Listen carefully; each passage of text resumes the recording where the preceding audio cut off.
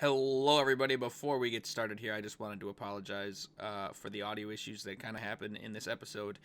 In the beginning, up until about the 19-minute mark, I am a little bit too quiet. And then I get some weird feedback on my microphone once I turn myself up that I also wasn't aware of. So hopefully it's not too unbearable. Thanks for listening to this one. We'll have it resolved in the next one. And thanks for watching, everybody. Hey, we're live. We are live. We're Hello, live. All right. everybody. Welcome to Onesie Piece, where we talk about One Piece and do all sorts of shit. I shouldn't have said shit that early on. Hold on, let's redo it. YouTube hates it when you do that. We can bleep it. We'll bleep We'll it. we'll put little penguin squawks. We got this. We'll just bleep it. We'll just bleep it. I'm the host that is woefully ill prepared, and today is absolutely no exception whatsoever. I will disappoint you. Today in particular, I just can feel it in my bones. Your name's Wade, by the way. My name's Wade. he said everything about you but your name. Who needs to know it? I'm a man in a penguin costume. That's fair. That's fair. I'm Estevan. I'm a man in a shark costume. I've never seen One Piece, nor do I really like anime, but that's what I'm doing. And So that's the gist of it. that's it. If that That's all you need to know. If That's all there is to it. Fun to you, you've come to the right place. Yeah. If that Wade sounds really horrible, likes anime. I like anime. That's true. See, I need Yeah, to he work is. on my intro. You nailed it. You nailed. You had yours prepared. Come on, man. This is why you're the penguin. This is why I'm the one who's in my intro. The only thing I really need to remember to say is I will disappoint you because it's already happened. I've moved my camera over here. I don't know where to be looking now. Feels kind of weird to not be looking at the camera, but also Yeah. I'm like looking at your face, which is about like 6 inches below my camera. Yeah. So I'm gonna look at the camera. You think I should look at the camera? I have to like turn my whole body. Is that uncomfortable for I don't have to look at the camera. I don't care if you look at the camera. I'm not gonna be looking at the camera. Okay. I'm not gonna talk to your cheek, so I'm just gonna look at the camera. So much worse? Look at all the beautiful background you get to see that you couldn't see before. Dig, did you ever think of that? Look at the whiteboard that I can write on and put secrets for only you guys to see. What do you mean it looks worse? Look at Big man really wants some of that laundry action going on. Yeah, he wants to see the laundry room on the other side. He loves it. Where's the green screen? Doesn't happen in Onesie Piece. It never has. Come on, get your head out of the gutter. Welcome to the chat, Dig Man. Resident One Piece expert, Dig Man, in the chat, everybody. It's been 2 weeks. Last week we had to cancel, and I am feeling just out of it. I know I've had all these One Piece thoughts stirring in my mind for way too long. And I just way too long. Just my mind's just been blank. Really? No, yeah, I figured. Yeah, as it usually is. I don't remember where we left off. I mean, I do, but I don't. We left off halfway into the Syrup Village storyline. That we did. I recall yes. That. What panel? I wonder. I don't know, because I don't. It's not your job. It's not my job. I'm going to guess it was like around here. Sure, why not? Yeah, it was around there because I think we finished off by talking about how Kuro betrayed Mansion Girl. What's her name? Kara. What? Kara? I think so. I actually have a list of names for myself. I've come Kaya. I've come slightly prepared. Look at that. So Captain Kuro has betrayed Kaya and has been bringing her for pulling her chain for 3 years or something like that, and he's after her family fortune, and he was not necessarily discovered by Sheep Guy, but he came out to Sheep Guy. He came out to him. Yeah. He's like, now's the time to start my betrayal, the night before everything goes down. And he starts with slashing Sheep Guy wide open from shoulder to hip. That does happen. That is correct. Yeah. And just like so, I don't know, man. These are all over the place. There she is. There she is. That's her discovering sheep guy. Yeah, but see, I feel like this is a little later because Kaya is like asleep while all Yeah, this shit's going down. yeah. And the show, they really make it out that he's like dead, and I'm like, holy shit, they like killed the guy Yeah. like pretty brutally. But then, in typical like anime fashion, he's all right. Yeah, he's perfectly fine. That's yeah, that is pretty typical. I can't deny. Yeah. Oh wait, was this the one? I don't know. Right here. Yeah, This is right it. here. Yeah. This is what happens. Because Kaya, it's like his 3-year anniversary. It's Kuro's 3-year anniversary as a butler, Yes. and so As a butler. so Kaya's like, I'm gonna get him some new glasses, which is a nice gift. I would love some new glasses myself. Hint, hint. But so Sheep Guy is like, hey, Kaya got you this gift, and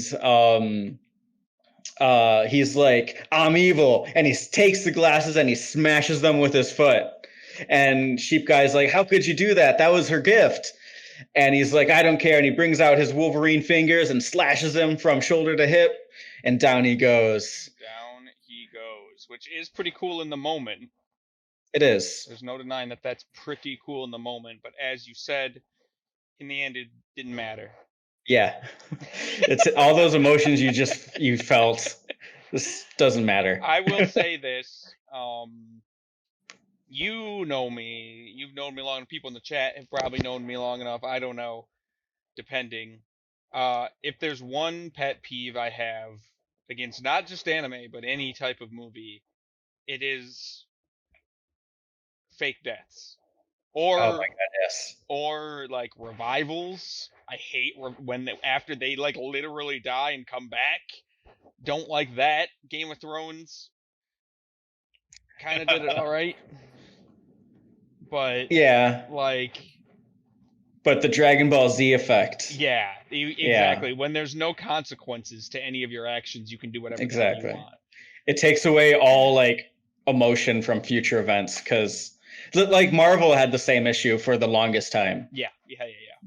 Because like Coulson died, but then just like a year later they wanted to do Agents of S.H.I.E.L.D., the TV show, so they brought him back to life. No big deal. Did they bring him back to life? I thought it was I don't know what no, it's after Avengers. Oh, it is?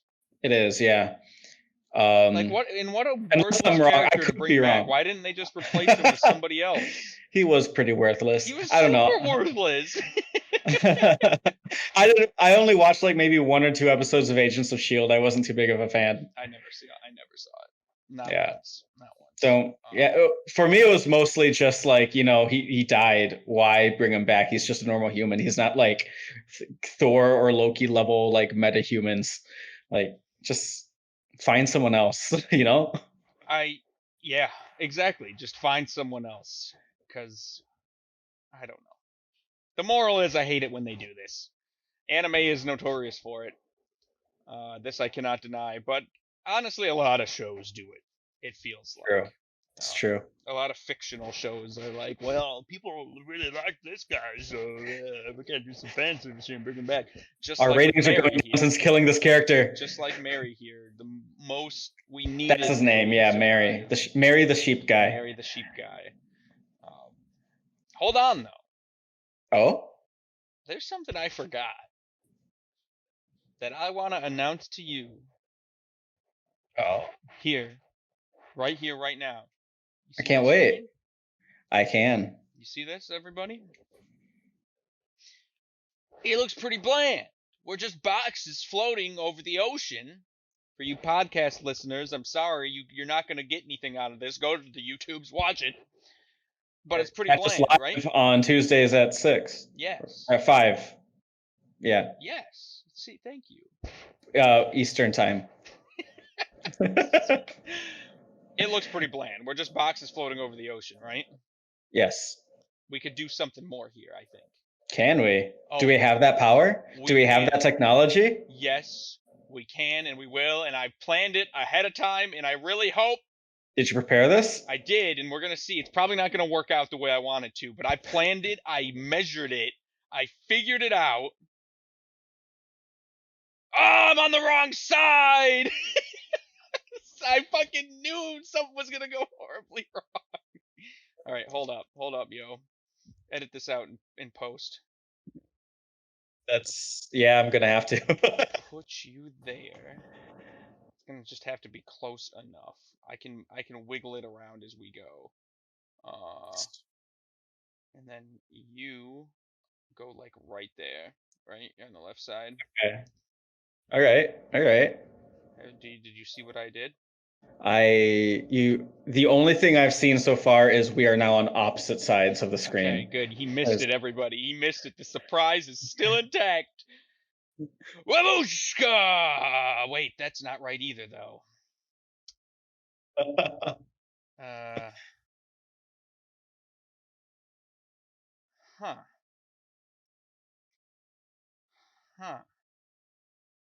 How did I do that? I swear I tested this. Yeah, it looks like you did.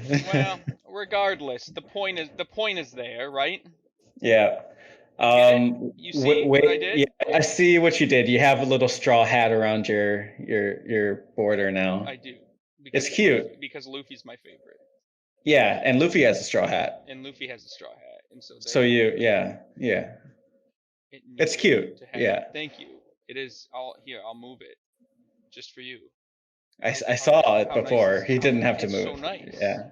It's nice, yeah. So do I get a border? For me, it's kind of annoying that the straw hat is there. This is something I knew something would go wrong. I knew that there was no way in hell this was going to go perfectly. Do I get a border? You do get a border. You think I'm just going to put a border around me and call it Gucci? Your border is part of me does. Screwed up. So be prepared for that. Since my favorite character was Luffy, I gave myself a Luffy border. And so, since your favorite character is Zoro, I swear to God, it better not be. Who is number 1 on your tier list? Zoro. No. Isn't it? There's one person above Zoro. Is it Chow Chow? Chow Chow was your number 1. And so, naturally, I think I gotta put you. Wait, hold on. Does the border go over me or under me? It goes under me. Don't tantalize me like this. And so I naturally gave you a Kobe border. And you're just gone, and it's all ruined. Wait, why aren't you over it? Wait, oh, you're fucking on the wrong one. Here we go. There you are. There you are, buddy.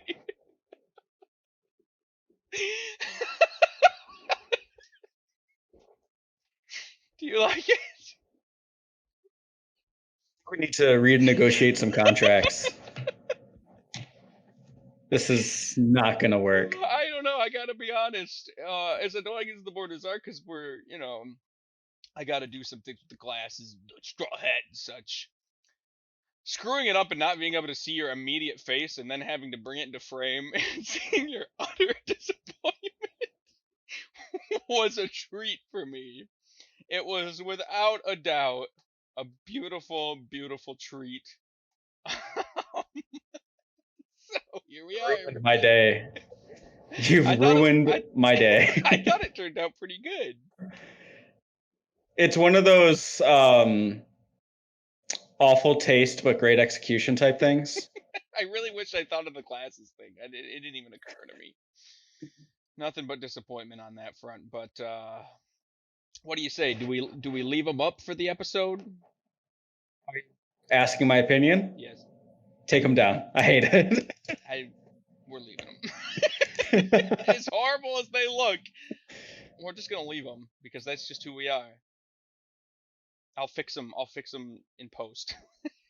All right. Anyway, I thought you'd enjoy that. I didn't. You think I was gonna make you a Chow Chow border? I will be honest. Yeah. I tried to make you. Well, there's not enough Chow Chow art. I didn't know what to do with it. I mean, I could have just put a little dog on top, maybe. I guess. Yeah. That would work.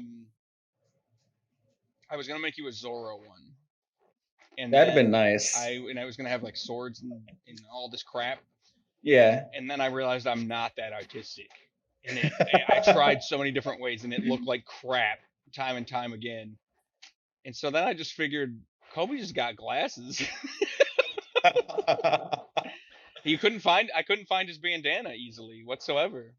It was As a Kobe or bandana. nothing. Oh, It was yeah. Kobe or bust. So You couldn't find Zoro's bandana? I couldn't find it. I looked up Zoro bandana, PNG. Wow. They're all just attached to his head, and it's like horrible. It would look bad. It would look mangled. Gotcha. So Well, if your initial intention was to make something that would make me happy, but then upon realizing you couldn't, reverted to something that would severely disappoint me, I can respect that because I would do exactly the same to you. it was not out of malice initially, and then it just sort of devolved into the joke. Yeah, no, I get it. Now you're stuck with it for the next 950 episodes. That's fine, I guess. All right. All right, so Let's get a move on. Back to the big old ball busters. Is that what you're calling his glasses crushing move? Sure.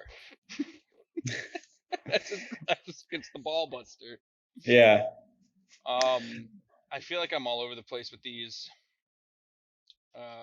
So we talked about Usopp last time and how kind of sad it was that he was trying to tell him the truth that the pirates were coming. Yeah. He found out. Him and Luffy found out. Yeah. He ran into the town screaming, and inevitably nobody believed him. Yeah. Actually, there's a point I want to bring up here. Yeah, he gets all sad, as we were saying, and I believe the next thing he does is goes off to sulk somewhere. But before they all go back to town, like Luffy and crew and the Onion Gang or whatever, they're trying to find Usopp because he just ran, right? He didn't tell anyone what was going on. Yeah, he just sprinted. Yeah, he just sprinted.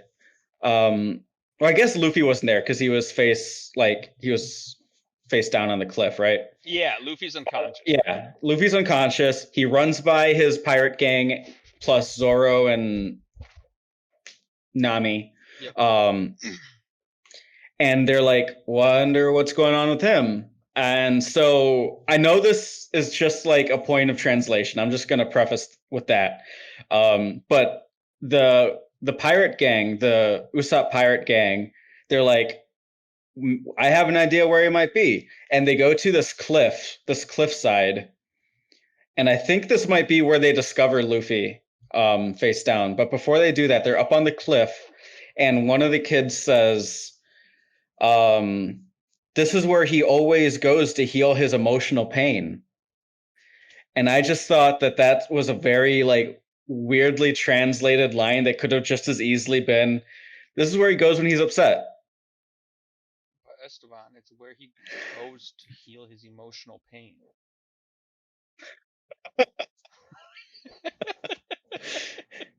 He always heals his emotional pain here. Or you could say, this is where he goes when he's upset.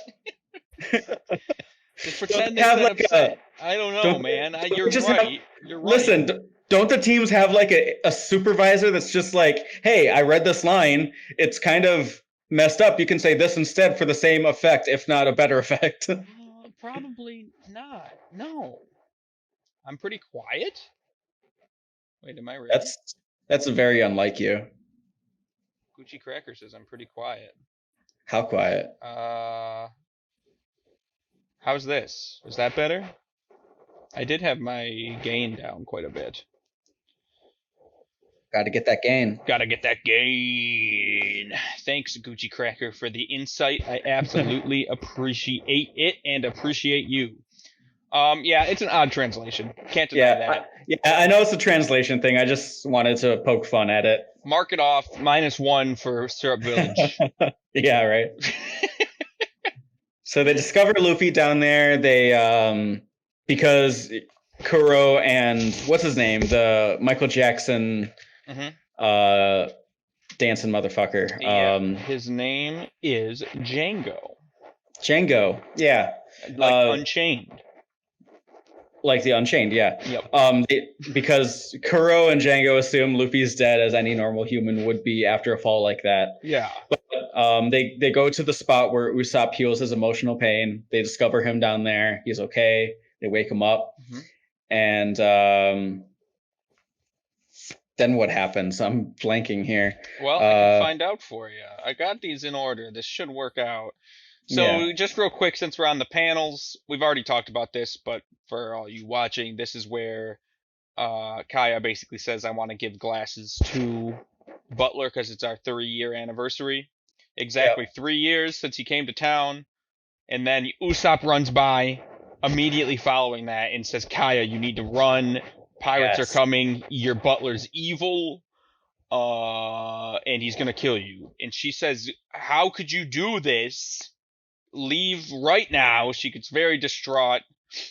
I don't think this happens next. Oh yeah, no, yeah. The guards come because they hear her screaming, and they're like, Usopp's trying to take her because he was trying to pull her out of the window because he was like, I'm gonna force you to come then, or else you're gonna die. Yeah, and so the guards come. And they're like, we're going to stop you right now. And they pull out their guns, and he's got his stupid little dinky child slingshot, which somehow works out for him this time around. I believe Mary the sheep also tries to shoot him. Whoa! Yeah, Mary the sheep pops. I don't have the panel here, but he definitely pops out the window with a pistol. And then Kaya's like, no, wait, you're going to kill him. And she like pushes him aside and makes the shot miss.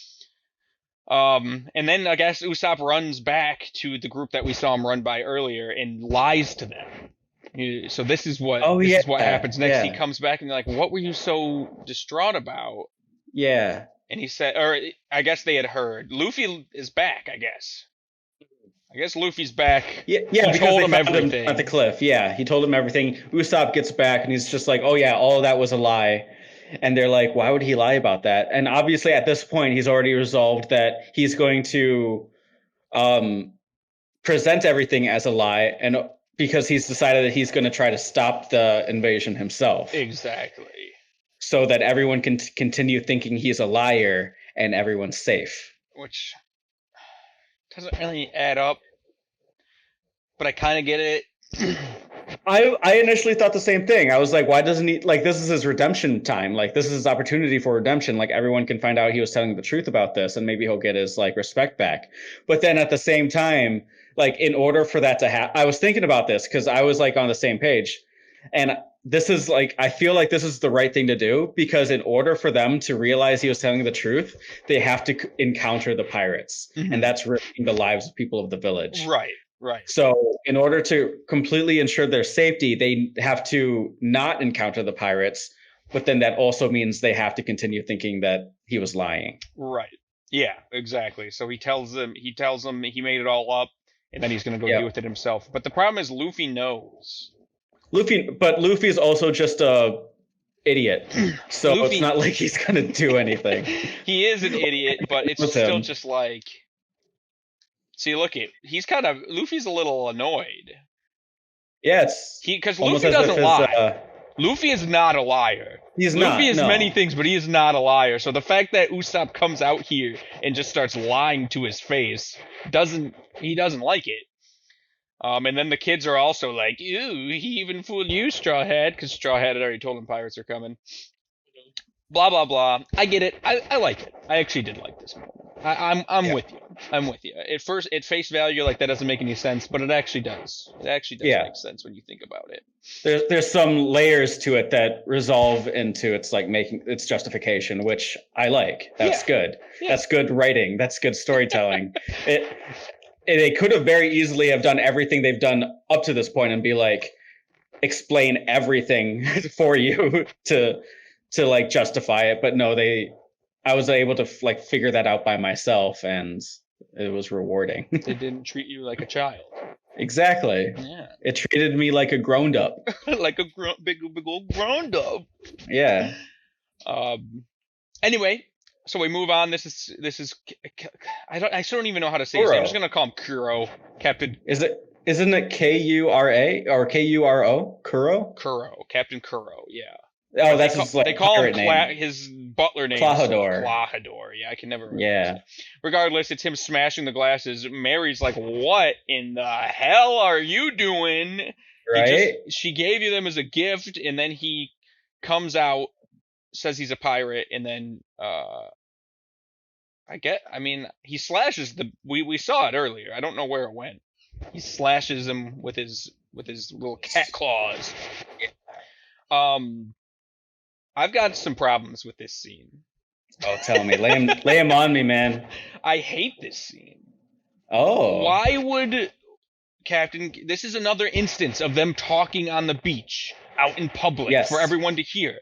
Why would he take 3 years to build up this foolproof plan, and then the day before, hours before they attack, he comes out, tells this dude everything, and then kills him? But and he thought he did kill him, which is fine, but it's like, why even tell him in the first place if you're such a super smart guy? You know that there's faults. He could run away. He could just get out. He could survive the cat claws and tell everybody.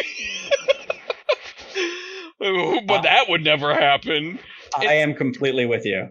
And I feel like Captain Kuro could be a really cool villain, and I feel like he's set up in this really cool and intelligent way, but then his actions are just so stupid, I can't get behind him. I like Buggy better.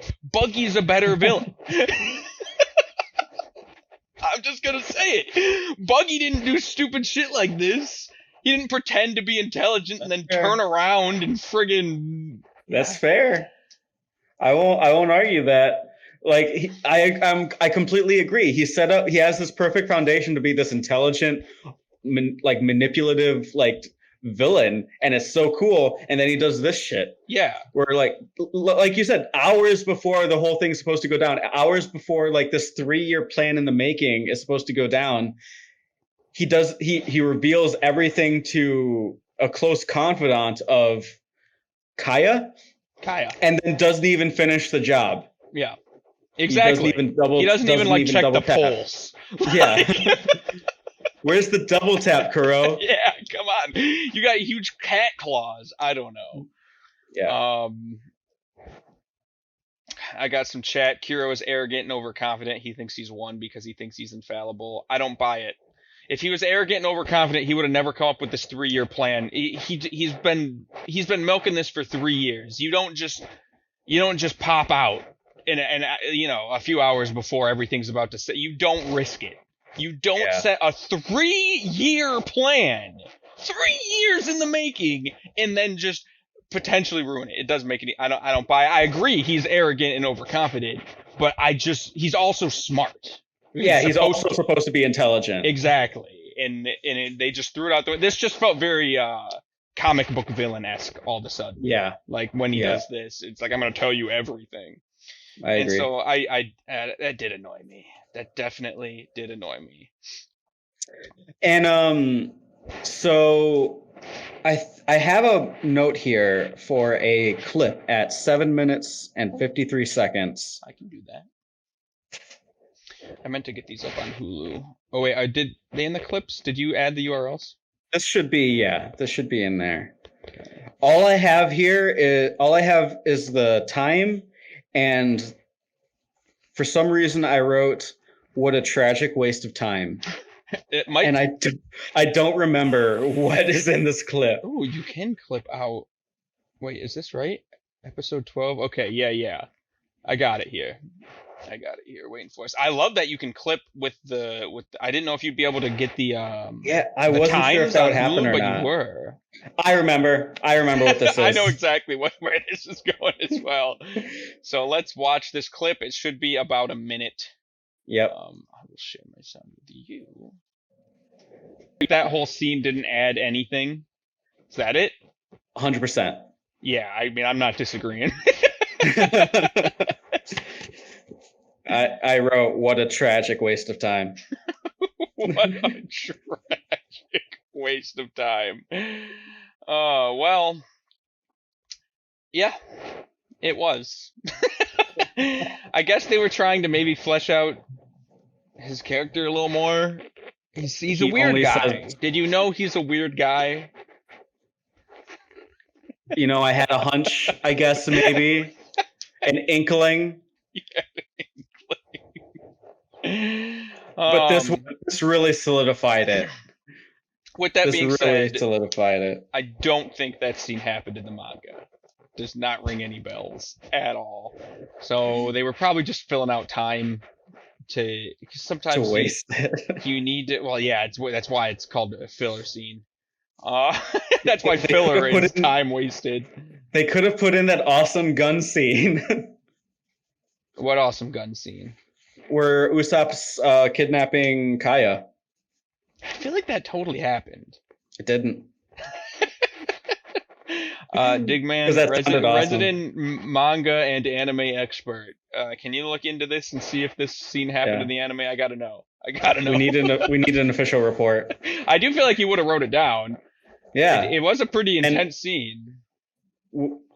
I literally just think like Sheep Guy shows up, Mary shows up, and he runs out the window. That's it. All right, fair enough. I would believe it. Yeah, I don't know. I guess maybe they thought it was too violent or something, and then here's this scene before our very eyes. This is, what are we looking at? Oh, we should probably say what happened in the clip for our listeners. Oh, yeah, that's true. I'm sorry, listeners on the podcast. Yeah. So basically, it cuts to Django's crew on his ship off the coast of the island, and someone says good morning, and it's like the moon's still up in the sky. It's nighttime, and that he bursts out of his chambers, and it's like, how dare you say good morning? You know my policy is it's not morning while the moon is in the sky. And he dances away to the other side of the deck. Naturally. And screams out, good morning. And then his crew discusses amongst themselves, wait, he's being confusing. He just said it wasn't morning. And then another crew member says, he's in a better mood now, don't you understand? Quit being confusing yourself. That's it. I mean, that's pretty much the scene. Yeah. Again, I need to look into this again. I do think that end piece goes back to sarcasm not really existing in Japanese. How they like over-explain that, because they like asked a question. Even though honestly, even if sarcasm does exist, I still wouldn't have got it. It was a bad scene. It was a bad scene. Usopp gets shot by Mary in his left arm in the anime. I don't know who's holding the gun. Mary's Digman has come back. He said the scene exists, and Mary shoots Usopp in the left arm in the scene. Well, only Mary has a gun then. There was no like armada of guards. Well, I do not remember. There was 2 guards, if I remember. Okay. But I mean, still, I'm surprised you didn't point out that Mary was like, I'm down. I'm going to take you out. He pulls a pistol out in the window. I didn't expect Honestly, it. I'm a little surprised too. I wonder how that slipped through my fingers. Yeah, you just got through my radar. Mary off as a worthless character and then ignored everything he did. That's probably what happens. Yeah. I mean, he is still a worthless character, but the ship is, the ship. The ship, I guess, has a sheep on it. So it was built by him too, I think. Well, yeah. But there are dudes that show up after Usopp is shot, so you just need to get your head out of the gutter. Yes, I guess. Thanks, Digman. Thank you, Digman. I absolutely appreciate that. It's kind of nice. I like that we have. I like that. I like this. Moving on. Usopp's touching this man's butt in this panel here before us. So basically, at this point, Usopp is taking it into his own hands, and he's fighting the pirate crew himself and getting the living shit beat out of him. Right. They're beating the crap out of him. This dude has a huge hammer. Usopp's face is all bloody, and they're trying to get into town, and Usopp grabs this dude right in the ass, hangs on for dear life, and says, "I'll never let you pass. My last tall tale will be a true one. This will be another boring day for my village." Not as deep voiced. It's probably a lot more high pitched. because Easily. Yeah. Yeah. But that's a pretty cool moment. Yeah. Pretty cool moment for Usopp. His face is all bloody and he's not giving up. It shows his Good for resolve him. a little bit. Some character. Yeah, building some character. Nami shows up. So I believe at this point, they've devised a plan to fend off the pirates, right? There's a slope leading up to the village from the shore. Yep. And they've decided to cover the entire slope with oil so that they can't like physically make it up. Yep. And then at the last moment, they realize, oh, there's two slopes on the other side of the island. Yes.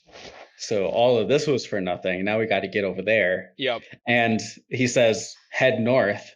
So Luffy takes off without knowing which way is north. Yep. In an eastward direction. Yeah. Usopp heads off, followed closely by Nami, because she pushes Zoro down the slope. Yes. Because she's only concerned about that's where she parked her treasure boat. Yeah, she was worried. Yes, exactly. Yeah. And so now Zoro is stuck at the bottom of this oily slope. Yep. Luffy is somewhere on the island, heading the wrong direction. Yep. The only people that make it are Nami and Usopp. Usopp's the only one actually caring about stopping the pirates. Nami just wants to make sure her treasure's safe. She doesn't give two shits about anything else. So that brings us to here, where we have Usopp trying to fend off this onslaught of pirates and getting the shit kicked out of him, while Nami's hiding behind a rock. That is true. I think that's what happens at the end of this panel. She's hiding behind the rock or something. She's watching it go down. She's like, man, Usopp's really getting the crap beat out of him. She eventually does. See, it's rough. 2 weeks. 2 week gaps. Right? It's rough trying to remember exactly what happened. I should have brushed up a little bit before. I believe they actually take her treasure at this point. I believe they're like getting it out of her boat. Okay. And so she fights back. She might fight back just because Usopp's beating the crap out of her and she's not a heartless, a completely heartless person. Not completely heartless. In some way or another, she gets in the middle of the scuffle, and they basically start beating the crap out of her too. And they say they're going to kill Usopp and Nami at this point. And I hate this too. They're like, we're going to kill you both. And then Django is like, don't waste your time on them. We're late. We must sack the village. Have you forgotten Captain Kuro's orders if we ruin his plans? This is another pet peeve of mine. I would have much preferred, because we know Luffy's somewhere on the island. He's going to get here eventually. I would have much preferred if Luffy just showed up and saved the day. Over this guy saying, like, don't worry about killing them. Like, it just doesn't add up. It just doesn't make any sense. It's not a villain move to just be like, these people who are the only ones that are opposing us right now. Yeah. Let's not kill them right now. Yeah. We'll get to them later. We're late, even though it'll literally take like 10 seconds at most to just, I don't know, slit their throat. And whatever you're going to do as a pirate crew. It's not hard or too, I don't know. It's just, I hated it. I hated it so much. I hear you. So, eventually Luffy does show up though. Yeah. I think immediately following, like, the line was pointless. It didn't even need to happen to begin with. And he's impressed that Nami and Usopp are still alive. Zoro has made his way here as well, after climbing out of the oil spill using his swords. Yes. Was his master plan. Yep. And now, oh yes. Is this? I remember. What? Is this where Luffy is just like, I'm gonna fight you guys now, and then just starts stretching and fighting and all that? Yeah, they're like, who is he? Exactly. That's exactly what happens, and he pushes them back down the hill. Yeah. He has already beaten the crap out of all of them, and so then Django, being the hypnotist that he is, says, I'm going to hypnotize my crew to make them stronger. because that's a thing you can do. And I feel like I brought this up in the last episode, but this is the point I actually wrote it down. Okay. Is like you have this world populated with all these people full of weird powers. Mm-hmm. But whenever someone comes by with a devil fruit specifically, that's when they're freaked out. He can just hypnotize people into hulking themselves, literally. And what? Into hulking themselves. Yeah, they just become berserk. Yeah, The grow berserk status stronger effect in and RPGs. bigger, That's what they are. And Luffy gets caught in that too, so Yes. also berserk now. Yeah, so they're all super strong, and then Luffy, being the dumb idiot he is, also got hypnotized by him.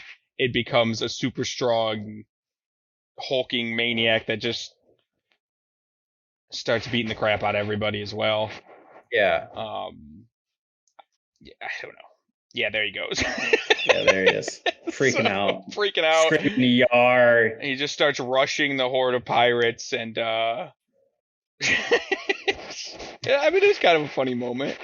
It's kind of Yeah, it's kind of funny. It's kind of funny. You can't deny. And he beats the crap out of all of them. Yeah. And then what's his name? Django. Uh-huh. Is this where he unleashes the cat people? The cat people are yet to come. Okay. The cat people are yet to come. First of all, it cuts back to Kaya, and she has found her sheepy friend beaten, Mary, bloodied, bruised on the floor. Yeah, Mary. bleeding out. He's fine. It's okay. And then Moving on.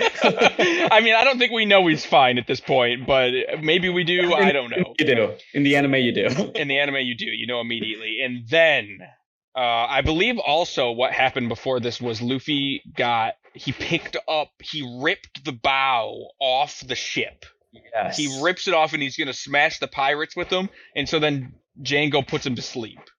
Yeah. He hypnotizes him to go to sleep, and then he just falls with the bow. I literally just said it. What? The bow. Yeah, with the bow, and then it just kind of crushes him. But he's rubber, so it's fine. But he's asleep. And so that's how they have gotten Luffy out of the picture up to this point. Right. Then the Cat Brothers are called to the scene. This is it. This is it. The Meow Ban Brothers. The Meow Ban Brothers. I like their names, Butchie and Siam. Yeah, I like Butchie. I'm not the biggest fan of Siam, but Butchie has a special place. It's after the cat. Heart. What? It's after the cat. Wait, there's a cat called Siam? Siamese cat? Oh, what's Butchie? Just a nice name, I guess. I don't know. That makes sense, though. I didn't put Siamese cats together. And they're super strong. They are. The crew really pumps them up and says they're very powerful. And they've been sleeping this whole time. Yeah, they've been taking a cat nap. Obviously, they weren't going to be involved in the first wave on the village, right?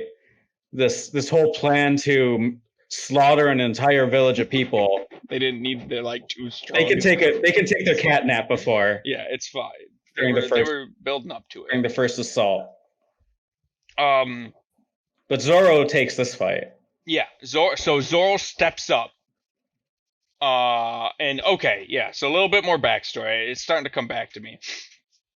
They basically pretend to be buffoons. Right, yes. For a little bit, and then Zoro's like, what are these buffoons doing? And then he goes to like slice them, but they're super fast.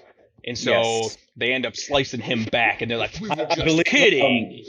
Siam is like his excuse for it is I'm flexible like a cat. You can't cut this. Exactly. Something like that. I actually think that comes later. I think that comes in a bit. He definitely says that though. Yeah. He definitely says that. So Zoro's in a 2v1 right now. He's and I believe he only has like one or two of his swords at this point. I think he only has 2 swords, yeah. He Maybe needs only one, actually. It looks like he only has one. He doesn't have all three though. Is like the bottom line. He is underpowered. Yeah. And so like Nami and Usopp are watching, and they're like, if he had one more sword, he'd be able to win this easily. Yeah. And so Usopp's like, I'm gonna help him out. So he lines up his slingshot, releases, but hits Zoro in the back. And Nami's like, what are you doing? We're trying to help him. And Zoro's like, you fools, if you get into this fight, they'll just kill you, or something along those lines. Well, yeah, with the implication being that Zoro jumped in front of the bullet. Yeah, exactly. And basically took the hit and was, like, they're gonna, like, murder you because they're super strong. Don't get in this. Wait for them to start murdering everybody equally, as opposed to on a one-on-one fight. Was that it? That was it. Because my initial thought was that it was because Zoro's like, I think you're right. I think that is what it happened. When I first saw it happen, I thought it was Zoro just being like proud and not wanting people to interfere with his fight. But yeah, I believe I'm pretty sure it's because like he knows that if they attack one of them, then they'll like turn on them and stop focusing on him. I think you're right. And they wouldn't stand a chance because they're super fast cats. And Nami and Usopp are just people. And Nami and Usopp are just people. And Zoro's also just people, but very strong people. He's people with 3 swords. One sword right now, maybe 2. We're not sure. Yeah. Regardless, I guess I need to take more panels here. Captain Kuro shows up, is pissed off because they're failing. Yeah. They haven't gotten past Zoro. They're supposed to be dead now. They're supposed to be looting and scooting. Yeah. And they're not doing any of that. So he shows up, he's super mad, and says, what in Neptune's name is going on? I don't think he says that in the show. Well, he says kind of disappointed. Yeah, it reminds me of SpongeBob. Yeah. Right. Yep. Okay, so we see Nami's out for the count. I think she was trying to get Zoro's sword. She was sliced because she was running to Oh yeah. She got sliced. She was running to Luffy, and then Django threw his blade circle thing. Yep. Or something along those lines. He had like a little shuriken thing. Whatever it's called. No, because he threw that at Nami. She was already hurt. She was running to Luffy to wake him up because Kuro's here. And right at the last second, like it's about to slice off her head or whatever because he threw it at her. Yep. And at the last second, he wakes up, sits up, grabs the thing with his teeth, and smashes it. So that hasn't happened yet, then. Right. I'm pretty sure Nami's down. Nami's down. I'm pretty sure she goes down once. I do think it was Django that did it. I love how this podcast is just us trying to remember what happened instead of actually freaking talking about it. Right. I think she was trying to go for Zoro's swords, and she was unsuccessful. That's right. That sounds right. And Luffy's still crushed under the bow. Usopp's bloody and battered, and Zoro's not doing too great either. He's been slashed up a little bit. Not looking good for our heroes, Wade. Our heroes What's going to happen? In rough shape. And now Kuro just walked in. Mm-hmm. Like this is not going well. Yeah, Kuro just walked in, and so things are about to go down. What happens here? He's like, I think at this point, Kuro's like, explain yourself. And Django's like, well, these guys are here and they're strong and we haven't beat them yet. And Kuro's like, I give you 5 minutes or else I'm killing all of you. That's exactly what happens. Yep. Essentially, that's the idea. Yeah. Oh, and then the cats. I think this happens. I think he says the 5-minute thing after this. The cats are like, Captain Kuro has been out of the job for 3 years. He ain't shit. We're gonna mutiny this bitch. And so the 2 cat brothers, who have been, they're pretty strong. We see that they're pretty strong at this point.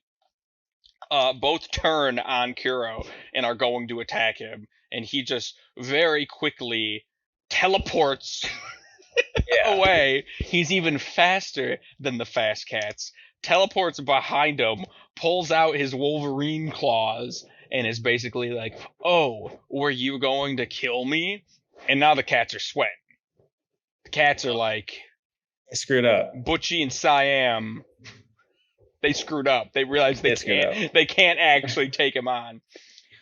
It was the pussyfoot maneuver. Oh yeah, I did have that written down. It's the first note I have on this episode is quote unquote pussyfoot maneuver, LOL. Yeah, pretty much. Maneuver, LOL. That's about everybody's reaction to it, I believe. Oh, here we go. Now we're getting into it. So then he's like, I'm not gonna kill you guys, but you have 5 minutes to get these guys out of our way, or I am going to then kill you. Yeah. Which is fine. Whatever. That's cool. Yeah. So we're attached to these guys. Nami wakes back up. She is going for the swords again to get them to Zoro. And that's when Django whips out his little shuriken thing and chucks it at her. To which Luffy finally wakes up, stands up, and gets sliced in the back of the head with the shuriken thing. Whoa! Did this happen in the anime? I didn't remember this happening. And I was like, what the hell? No, Luffy just sits up, catches it in his teeth and smashes it. Oh, yeah. No, he gets smashed in the back of the head. Jesus Christ. Oh my god. And then they're like, oh my god, he's still alive? And then what lousy timing as soon as he stands up. I thought he died when he fell off the cliff. They thought he died when he got crushed under the the bow. Yeah. I don't know if we go to the moral is Luffy's fine. It's a cool moment, but it just didn't go deep enough to do anything. It just hurt a little bit. He kind of rips it out and bleeds out of the back of his head. But definitely intense. Yeah, I like this better than him grabbing it in his teeth. Me too. Sure. I'm jealous that you got to get this and I got stupid anime version. I'm sorry. It's kind of nice. I liked your surprise with it. Kaya shows up. She's been through a lot. She's been through a lot, and also she is medically disabled, or not disabled, but she's got some sort of disease. Yeah. They never really go into detail about it, besides calling her a sickly girl. Right. She's mostly bedridden, doesn't get out. Right, exactly. She doesn't leave the bed and hasn't been out in years, I believe, because the kids saw her out and were surprised. But she felt she needed to come because she found out that her butler was in fact evil. That Kuro was evil because she found Mary, and so that's what she charges. And he spilled the beans. And he spilled the beans because he's still alive. Because he was very much alive. He was very much alive. Rats! How could this have happened? And so she comes and basically tells Captain Kuro to stop. Yeah. And classic Kuro, just starts manipulating her again. He immediately tells her what he did and why he did it. Yes. But then after he goes through his villain speech, at least in the show, he starts planting seeds of manipulation. He starts gaslighting her basically. Does he really? I think so, if I remember correctly. And it's pretty dark. And I remember around this time thinking man, he's he could have been such a cool villain if he hadn't made those dumbass mistakes. I know. Just constantly revealing his plan to everyone. The potential is there for sure. Yeah, he's got some really dark things about him, the manipulation and all that shit. It's cool. Yeah. Could have been cool. It could have been cool. Anyway, he basically says, I'm going to kill you for the peace of mind and take your fortune. Yes. His grand plan is to have Django force her using hypnosis to leave everything she owns to him through her will, and then kill her. So he inherits everything, while in the process also murdering the entire village. Mhm. So there's also would be no like governing body to enforce the will. So to me, the will doesn't matter. He could just have the village murdered and take everything, right? Do we want to get into this now? Might as well. So yeah, you're basically saying his whole 3-year plan is worthless because he's just gonna kill the village anyway and kill her.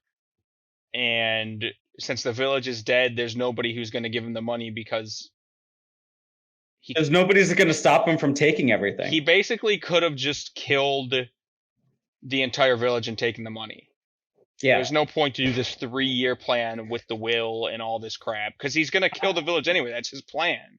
Yeah, he could have done the 3 years, had the pirates attack and sack everything, killed her, and then like his story could be like, I hid and survived. I'm the lone survivor. I guess I'll take all this stuff. Yeah. Because his ultimate goal is to retire, right? Yeah. He doesn't want he wants to live with peace of mind. Yeah. And he can't do that as a wanted pirate. Exactly. So he's going to hijack this girl's life. Yeah. I mean, I agree. In the end, I think it kind of falls apart. That being said, the world government does exist. It is possible that they are the ones who enforce the will. Not necessarily on a per island basis. I don't think they go into the specifics. But I'm just saying, maybe there's some laws. shred of truth there. He could go to the world government and get the money that way. Is it in any of your Q&A panels here, the inheritance laws of One Piece world? We'll go through all the Q&As in a bit, and we'll see if it pops up. Yeah, the fact that the plan ends with him killing the entire village anyway kind of makes it worthless to me. Yeah. That's the biggest problem with it. If he's going to do all this, he doesn't need to kill the whole village. He doesn't literally need to says it right her. here. Yeah. I think it's in the last one. I spent 3 years earning the trust of the villagers here. I've grown comfortable and I can even relax. Well, then why are you going and killing them all? Right. Why was that the plan? You've achieved your goal here. You got a comfortable life. You got the trust of an entire village, and nobody suspects you of being this notorious Captain Kuro. Right. And I bet you, like, I don't know, why not just like poison her? She's already sick. Yeah. He might as well like poison her enough to the point where she's like almost dying, and then he's already like the one who's gonna get the will. She would write it on her own accord. Yeah. Like, that's another thing I wanted to bring up. Like, she is just naturally, well, like later towards the end of the arc, we find out that she is suffering because like her parents died. She's been suffering from that. That's been like fueling her her sickliness. Mm-hmm, mm-hmm. But I think it would have been so much cooler if he was the one, like, you know, like slowly poisoning her, and she was sick because of him. And this has all been like building up because of that. I am on board with that. That's genius, to be honest. Yeah, he's been slowly killing her so that, oh my god, that's so much better. Why didn't they do that?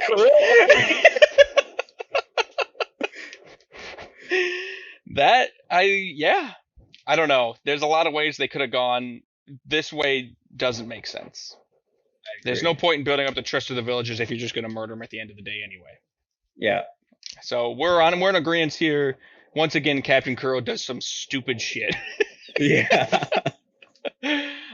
This next panel, I think, is where he starts gaslighting you. I've been at your side for all changes, haven't I? Even before you lost your parents and became ill. And so it's implied here that she hasn't like been ill her whole life.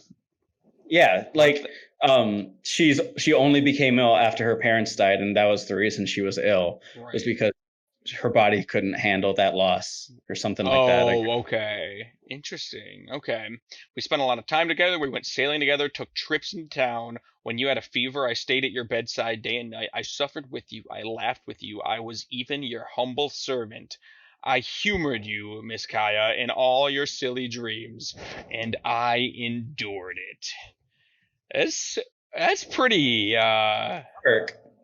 That's pretty what? It's dark, the manipulation he's laying on It him. really is. And I endured it. Like, she thought this was like a loving, like, basically replaced her parents. He Like, got him brand new glasses frames he crushed them. with his foot. And then Kaya's face here, she's pointing a gun at Kuro and like she's just I don't know. One thing I will say that I love about Oda, there's a lot of things. We can get into those later. But I think he does a really good job at conveying emotion on faces. Because, like, this look right here, she looks sad, she looks distraught, she looks confused, and you can, like, tell all of that. It's like her entire world is crumbling around her. Yeah, and that's the face someone would make. Like, it's really impressive, and it really shows here. Like, she doesn't want to shoot him, but she does, and she doesn't know what to do. She just doesn't know what to do. Like, she was just dropped this bomb of reality that he's an evil captain, pirate captain, but now she's also now doubting that. Right. Like, she's in conflict there. Yeah. And so, it's a whole thing. Oh, and then the next panel, all for today, the day I could kill you. And then she's got tears coming down now. She's scared. I think more than anything, she's scared right now. And so Usopp's pissed, naturally. She drops the gun. She can't handle it. And I don't have the next panel. I can't believe I didn't put the next panel here. But anyway, she's pretty spooked. She drops the gun. We go back to Zoro and the catapult. So we're taking a break from the Kaya story a little there. We're switching over to Zora and the catapult. I think the only reason I had this panel was for the name Catapult and Catastrophe, which is when the big fat butchie cat jumps into the ground and then smashes into the ground as hard as he can over top Zoro. And you can see in the panel here, Zoro flipping off to the side. I know you love it when they say the names when they do it. Can't get enough of it. And so that's why I left this in here for you. Thanks. Usopp his butt's in the air. He is so exhausted. He literally can only wiggle like a worm to get where he's going. But he's the brave warrior of the sea. I won't let you lay a finger on the villagers. And then everybody's laughing. This moment was good. Everybody starts laughing at him. He's basically like, I'm not going to give up. Even though I can barely move, I am going to do everything I can to still stop you guys. I will die before that. Yeah. And so all the pirates are like, look at him wiggling like a worm on the ground. He's so stupid. He's a dumb idiot. And then Luffy gets pissed. It says, laugh at Usopp again, and I'll kill you. I just left this in here because, once again, this lines up with Luffy's character.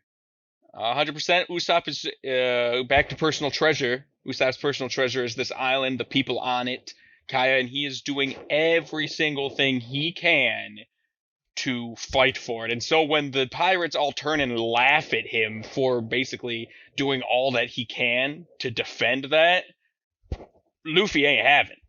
Luffy says, oh, I will fucking kill you if you keep laughing.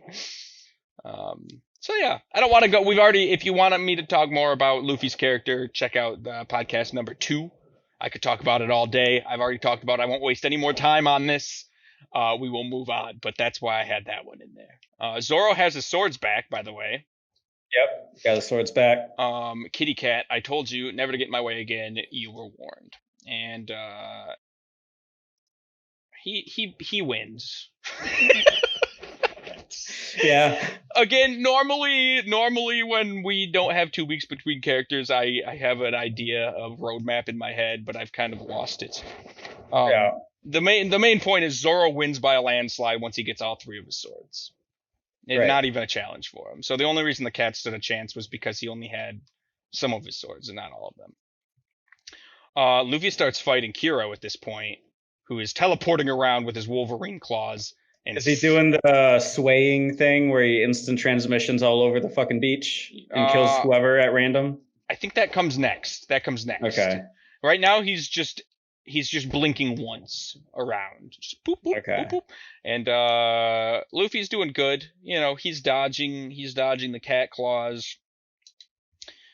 He's doing there's someone in the village I don't want you to kill. That's why he's fighting him. Blah blah blah. But I'm not gonna get killed here. Who's in the village that Luffy doesn't want to kill? Now this was a pretty cool moment. What was that? Who's in the village that Luffy doesn't want him to kill? I'm going to assume.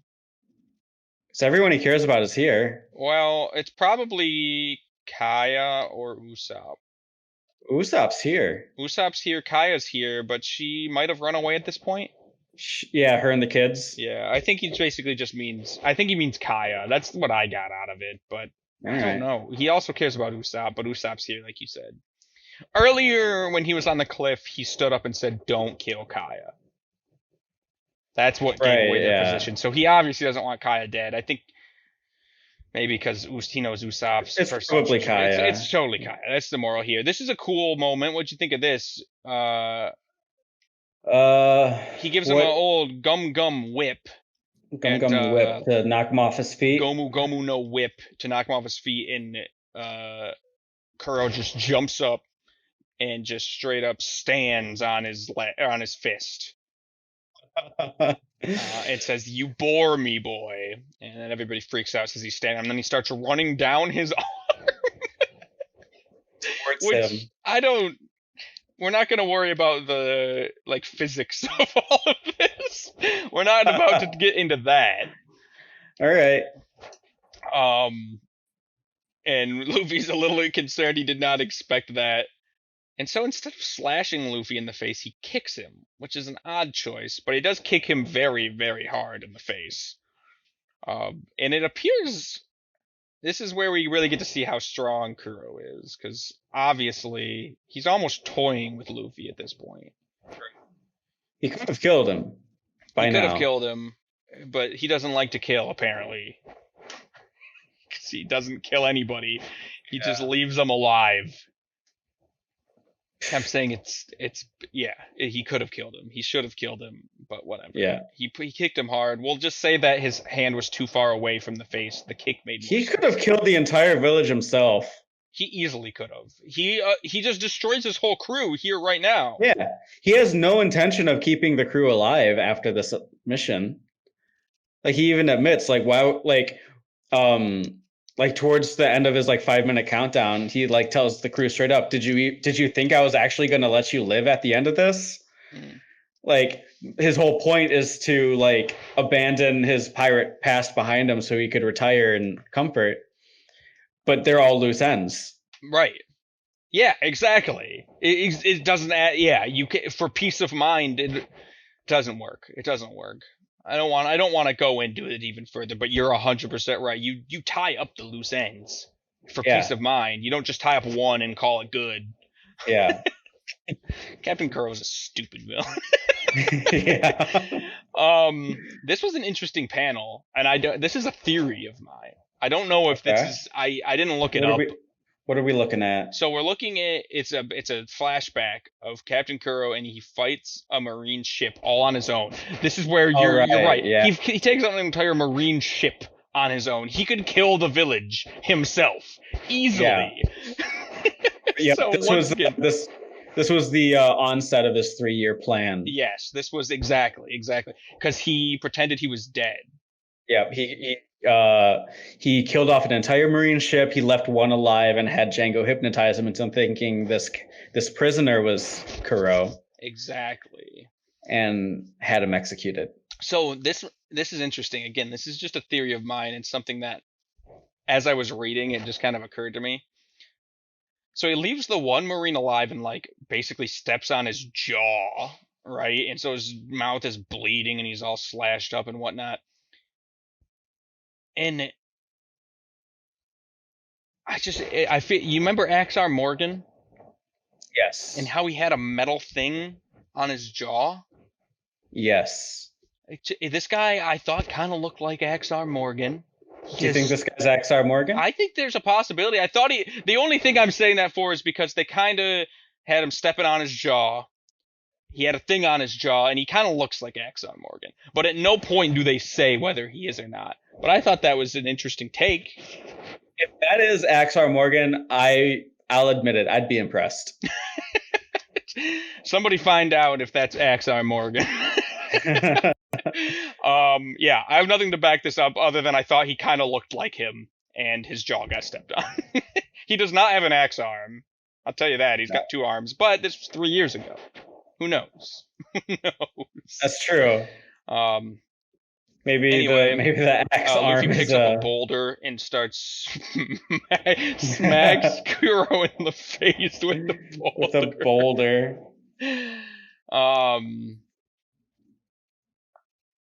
And says you shouldn't be a pirate.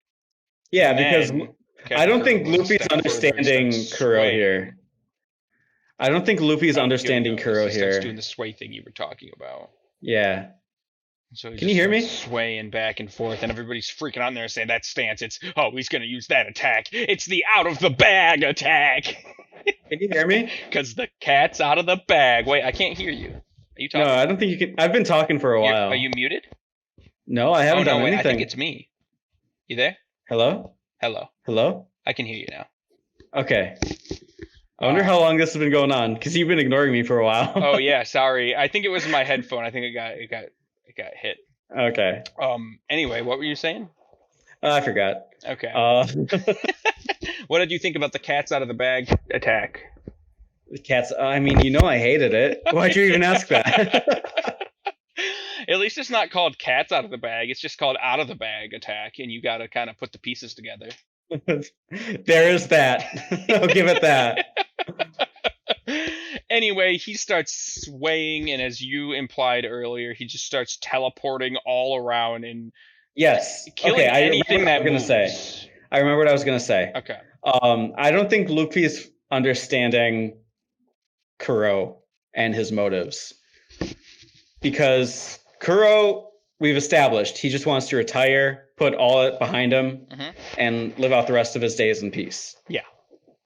Luffy's like, I have an issue with that, because a real pirate takes pride in his pirate name and all that. Like, you're not a real pirate because you want to leave your name behind. No, he just wants to retire. Like, he's done the pirate thing and he's done. Luffy seems to think it's like he's afraid of his name. He's trying to run away from it. And we get these like powerful moments of Luffy like trying to express his anger and like justification for his anger, but I feel like it's ill-targeted. Like, they're not on the same page. Yeah, and some could say that it's just because Luffy's dumb.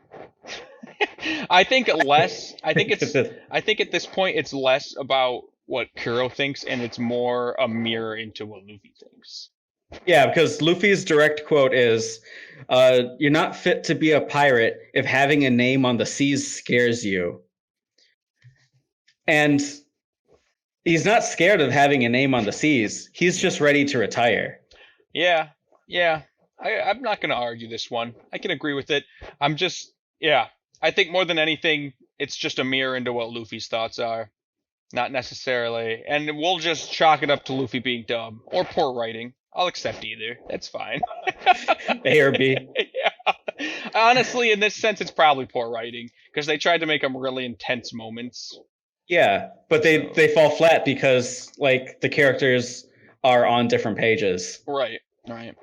Yeah. Either intentionally or like not intentionally, but sure. Who knows? But it is good insight into Luffy, and then this also is good insight. So once he starts teleporting around and just killing anything that breathes, he starts slashing up his crew, and Luffy screams out, "Don't you care about your own crew?" Which goes back to what I talked about in episode 2. I said Luffy loves 2 things in this world. One's his hat, and 2 is his crew. And he'll do anything for those, And so watching another pirate captain who's supposed to be protecting the crew, instead killing them really hits a nerve. Really Yeah. hits a nerve with Luffy. Page 69, by the way. Nice. Nice. And yeah, they have this this moment where Luffy's like, true pirate doesn't do this to their own crew. And Kuro's like, his quote is, "You don't know what a true pirate is."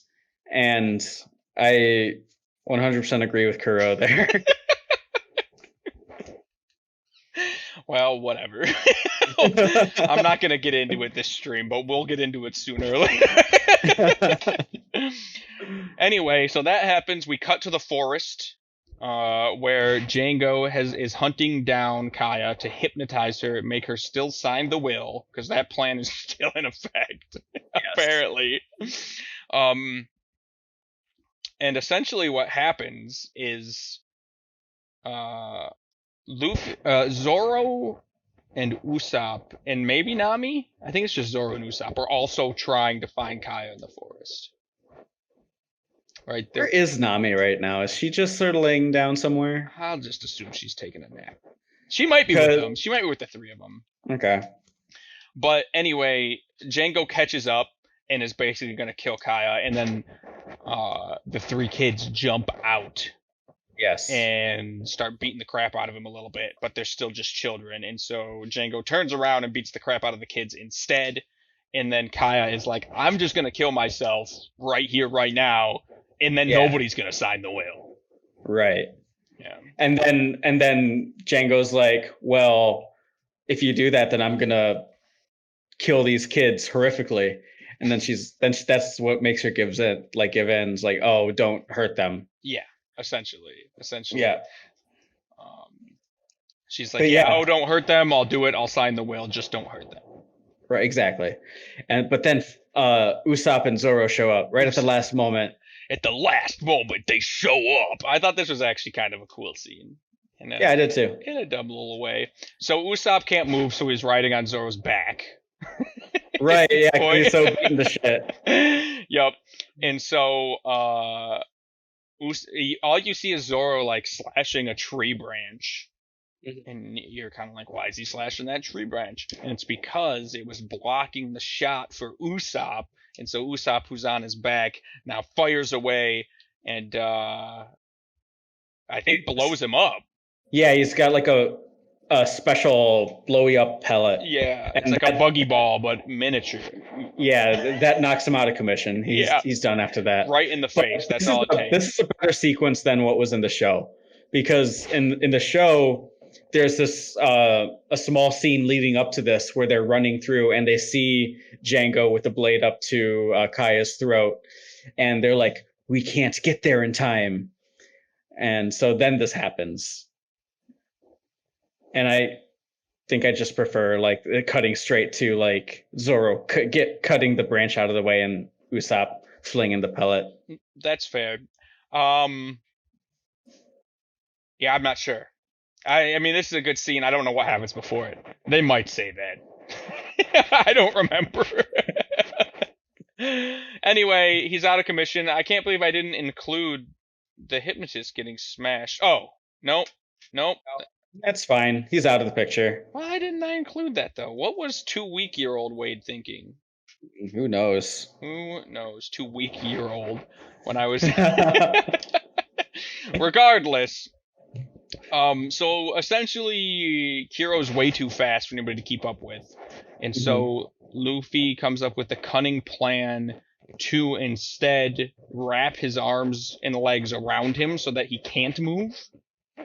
Right.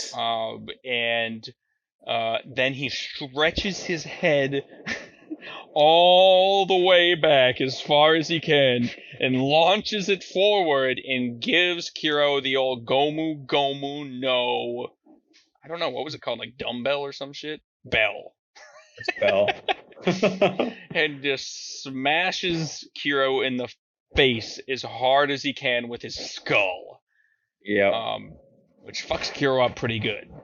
Yeah, I think that's how he wins. I believe that's how Luffy wins. I think so. I think that's the end right there. Oh! earlier he used the boulder to smack into Kuro's claws and then break, like moved it and broke one of his claws off. I just wanted to mention that because I noticed his claws were gone there. That was a pretty cool moment. I thought that was cool. Should have done Anyway, with both claws. my plan cannot fail. Well, maybe if you weren't such an idiot, Kuro, it wouldn't have. Yeah. And then he smashes them. This scene, I thought this was a cool panel. Yeah. Kuro's head flung back after getting hit by Luffy's thick ass skull. His glasses are off. It looks like maybe he lost a tooth. Maybe a single tooth. And they saved the day. Yep. Cut to the end. I mean, really, I don't know if it's necessary to go through every little bit here. Nah, but basically, Usopp's like, you know what? I saved the day. Everyone still thinks I'm a liar. I'm ready to set off, follow my father's footsteps as a pirate on the seas. Yes. Yep. Yeah. Exactly. And so he shows up in his little dinghy boat in front of the Straw Hat's big boat, and is basically like, I'll see you guys out there. Yeah. I'm gonna set sail. And they're like, quit being dumb, you're coming with us. Right, yeah. Essentially. Stop babbling and get on board. And so essentially that's how Usopp gets indoctrinated into the crew. Is that the word? Is that a word? Inscripted? Indoctrinated? I mean, It's I know it's like- a word, but Yeah, it's a word. Indoctrinated is more like more to do with ideas and ideology. indoctrinated, to teach. Yeah, that's fair. Different. Okay, bad word choice. Fair enough. I digress. Enlisted? Enlisted into the crew, yeah. Yeah. Into which Usopp's like, I get to be the captain, and they're like, no, you idiot, you're not the captain. Luffy's the captain, and he's like, I want to be the captain, and it's a joke. It's a joke. Yeah, it's a joke. Invited into the crew, yeah. That word works. And so yeah, he heads off with his big bag of goodies, and we get a little bit of an Usopp flashback at the very end, though. Yeah, him like running to his mother and him trying to like cheer her up while she's on her deathbed. She's like dying. She's dying, yeah. Dying right now. And he's like, you got to hold on. Dad will be here, you know? And he's bringing the medicine that'll save you. So don't die yet. Yeah. So that's why he's like, every day he's like crying for pirates because he wants his dad to be back, because he wants the medicine for his mother, who, something like that. Yeah. Well, I think the idea was yes. So he basically lied to his mother to cheer her up in her final moments. She then dies. And so, I mean, one, it's just because, and then he starts saying pirates are coming. Oh, so when he was running to his mom, he says pirates are coming, Dad has returned. So originally, the pirates are coming was referring to his father, who had not returned. Mm-hmm. But, and so that's why every day he says pirates are coming, was because his mother was dying. Right. Oh, And there then it is. I guess I went back and got it. Yeah, he decided to keep up the act for another 10 years or whatever. Yeah. I don't know. It's fine, I guess. Yeah, it's fine. I guess that's a basic takeaway. It does beg the question, though. Why does he even like his father at all? Yeah, he kind of just abandoned the family to follow his own like passion of being a pirate, of plundering and debauchering. And never came back, and then his mom died without him by her side. And obviously he wanted Dad to come back because he keeps talking about it. So he hasn't seen him in years. It makes me wonder. Yeah. Yeah. I was wondering the same thing. Like, why do you even like your dad, kid? I guess because he likes the. I mean, I guess pirates in this world are synonymous with freedom, and so I don't know. But Usopp wants to be a pirate. You got a family, dog. I know, right? Exactly. You have a small child. And a sickly wife. The kid's homeless now. Well, I guess he's got a house, but he doesn't know that. Does Usopp's dad even know his wife's dead? Presumably.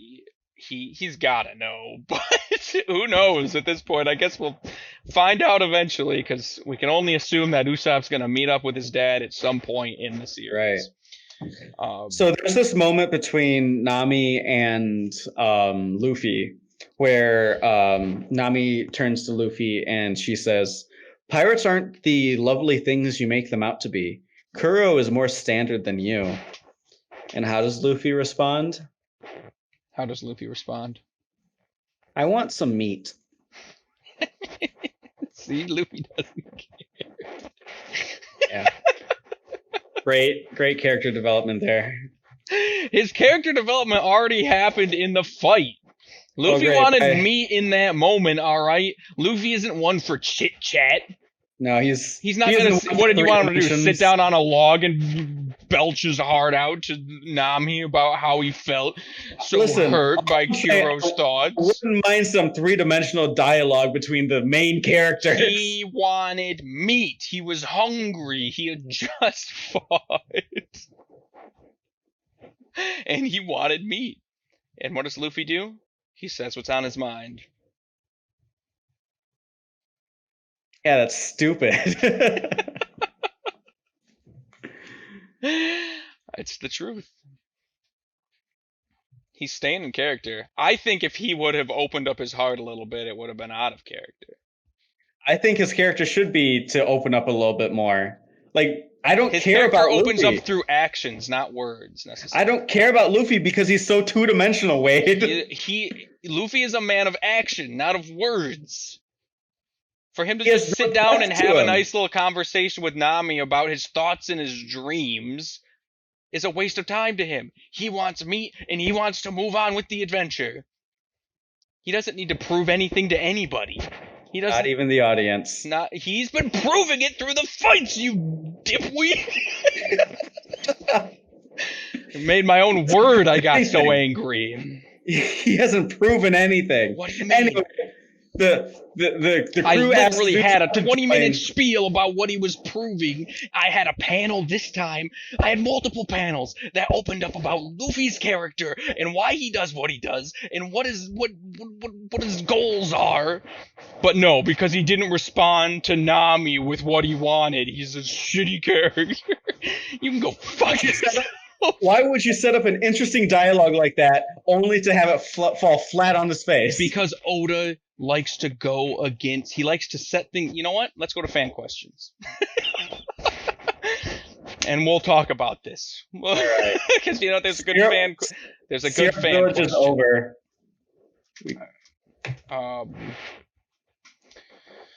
Okay, so I am going to stop the share. Actually, thank you. All right. Fan questions, everybody. Join the Discord, if you will. Submit your fan questions there, or send us an email at onezpiece@gmail.com with your fan questions, and we will talk about them next time. Here we go. This is Big Dig's Onesie Piece fan questions of the week. Oh boy. So these are all Digger. Nobody else, I think, asked anything. If anybody else did, I apologize. Question. Oh, there is another one. Before we get into Big Digs, there's one that we need to address right now. The question is Zoro having a third sword in his mouth cool or stupid?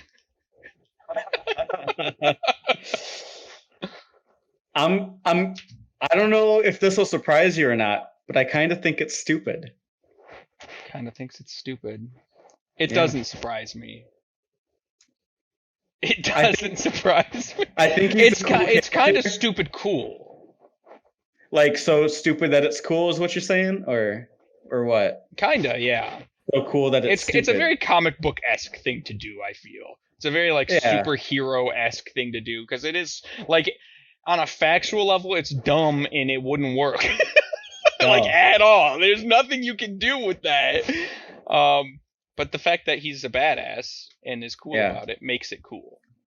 To me. I But to you. yeah. So like I feel like that degrades from like I think he's a badass. I want that to be known. I Okay. think he's a badass. But I also think that he loses badass points for having the three swords.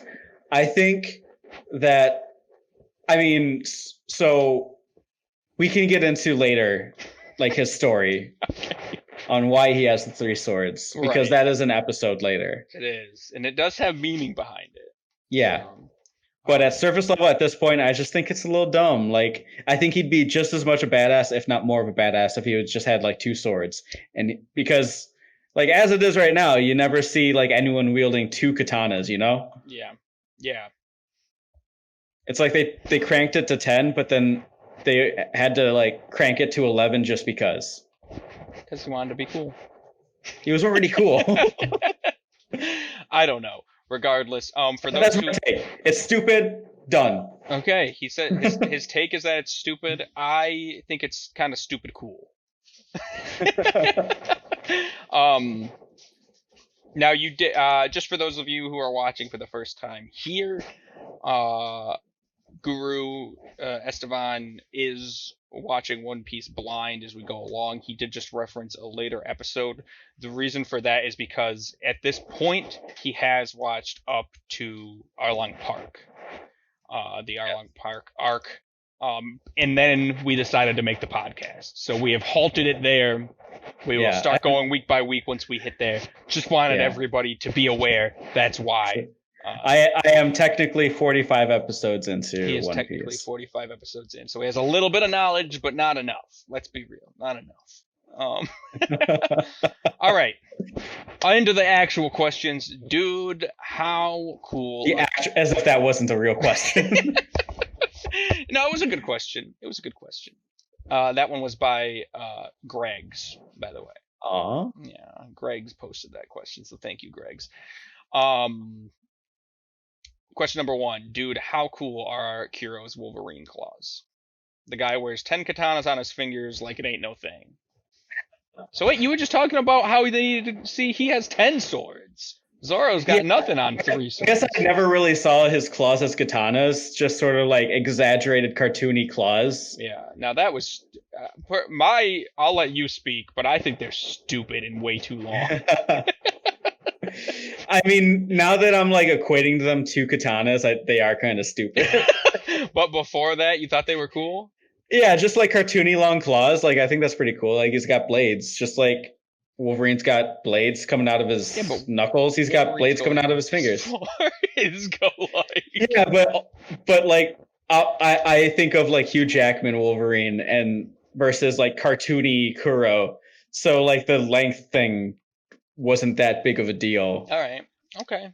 Fair enough. But having a sword in your mouth, that's a big deal. That's pushing it too far. That's pushing it too far.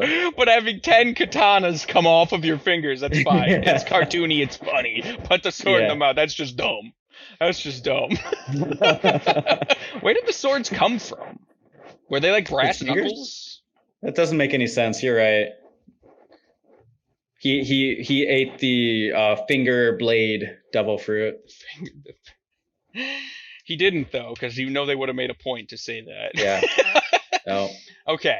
Question number 2. When Kaya is being strangled by Django, it's set up so that Usopp and Zoro are going to be the ones that rescue her, but Oda surprises us with the little kids saving the day. Oda tends to build up specific expectations in his readers and then subverts them with something humorous or unexpected. Do you think he accomplishes this well? No, because even at this point, so early in the series, well, I don't want to just outright say that he doesn't accomplish this well. I do want to say that I think he relies on it a bit too much. Because at this point in the series, especially, like even so early on, it's like something will be happening, and I can hope with everything in me that something cool is gonna like the payoff is gonna be just as cool as the buildup. But then now it's just like I wonder what comic relief is gonna come out of this, and like it's expected, so it's not that great comic relief. So like I know almost with every buildup, there's just gonna be just some silly like cop out exit. All right, I get it. I did enjoy the kids because it kind of brings like up to this point they've just been useless kids, but Yeah. now they're getting their moment of they're doing their part in helping the village. I did like that moment, but overall I think Oda relies a bit too much on that expectation subversion. Okay. All right. I like it. That was a good answer. That was a well thought answer, in my That opinion. was a good question. It wasn't a douchey answer like what you usually say.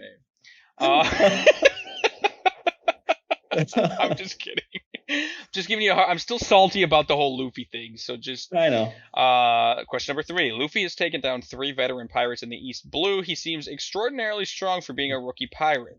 How do you think he got this squall? The plot demanded it. You think that's it? That's it. That's all there is to it. I mean, he did eat the Gomu Gomu no fruit, so that's a big part of it too, presumably. He's a rubber man. He's stretchy. All right. And that has unlocked the potential to defeat 3 massive pirate gangs. Exactly. And don't you forget it. Number 4, it's really close to home, and is why I opened up the fan questions to begin with. Can't wait. Luffy is intentionally a flat character. His character development isn't internal, but external. Similar to Son Goku in this respect. How do you feel about this method of, I think we already went over this. How do you feel about this method of character dynamics where one character is presented as an unflinching absolute, changing the ideals of the world and the people around him rather than himself? So Luffy doesn't change himself internally, he changes those around him, is essentially the question. Yeah, like why do I care about the world around him? We're hitting Syrup Village, he's changing it, then we're leaving, probably never to see it again. I'd rather see our main protagonist change, learn, and grow. But what if, okay, let's just say what if. And again, I really try to avoid spoilers with this. So what if questions are literal things that come to mind, not necessarily me knowing the plot in the future and him giving you hints. But what if in the future Syrup Village does come back and it turns out to play a key part in everything? Then hats off. Like that'd be interesting. That'd be interesting.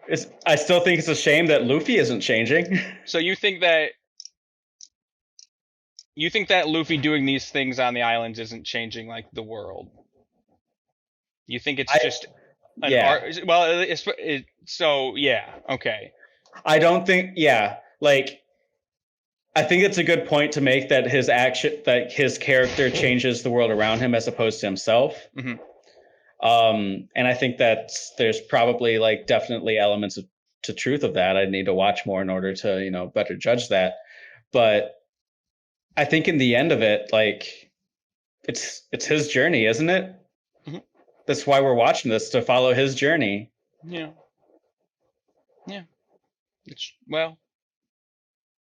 It's Luffy's journey for sure. I mean, there's an argument to be made that it's his crew's journey. But at the end of the day, he's the one who's going to be king. He's part of the crew. Yeah, right? He's the captain of the crew. So yeah, I'm not going to go any further with that. Interesting. Okay. What do you think about the Going Merry, which is the ship with the sheep? I mean, it's a fine ship. I think the sheep looks stupid. Let me just throw that out there.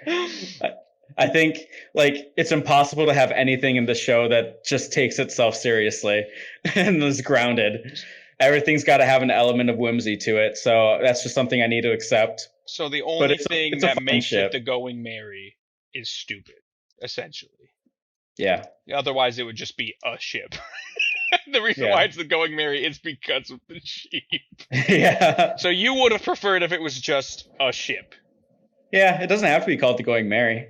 Yeah, I know, but okay. But you would like the ship to have a name.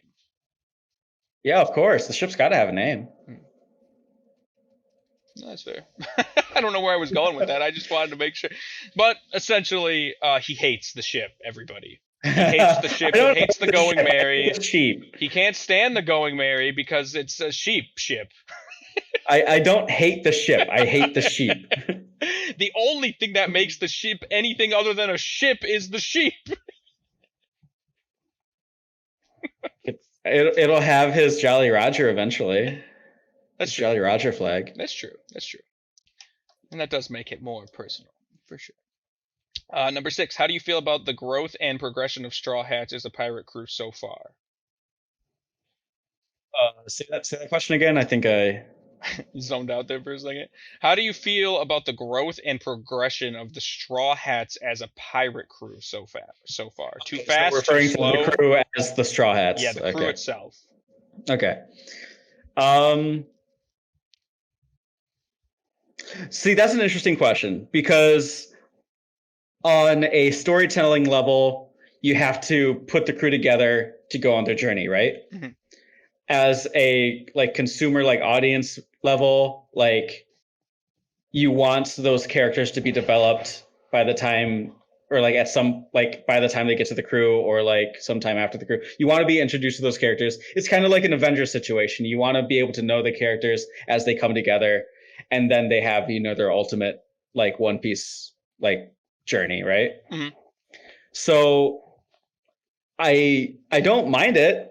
It's not. I don't think it's doing a bad job or at a bad pace. I feel like it could go slower. There's good reasons to go slower to build up these characters before they all ultimately get together. There's also could be arguments made that they could go faster. Just get them all together, get off on start telling the story. Mm-hmm. This is some in between, I guess, that I don't have an issue with. I was gonna say, so personally, you're pretty indifferent about it. It sounds like. Yeah. If the show spent too much time building up the characters before they get together, it'd be it could be a drag, when are they finally just going to go off and find the One Piece? Right. If they didn't spend enough time putting these each character having their own arc before joining the crew, then it's just it is going too fast. I don't know these characters. Why are they joining the crew? I don't give a shit about them. But each character having their arc one right after another, at least it's getting the crew together. It's not filling it with extra fluff that doesn't need to be there. I think it's an all right pace. Okay. Cool. Question number 7. Oh, wait, we haven't actually gone over this. I don't think we've gone over this yet. So actually, this is something, I know it's almost 7. At this point, I think we ride this thing out to 7, especially because we missed a week. Right. There's one thing I want to talk about that I think fits probably more into this. We'll go over the episode 18 just a little bit here, which is the man in the treasure chest. You remember? Are we just gonna cover this episode, or are we gonna push it to next week? I just want to cover it real quick. I don't want to go. Okay. I mean, there's not too much to talk about, I don't think. That's true. So the episode starts off with they're trying to put together their actual flag. Usopp does the actual artwork to it. They start talking about this mystical island that they're coming near because they're heading into a storm, and Nami tells the story of we're near Treasure Island where people turn to animals. Mm-hmm.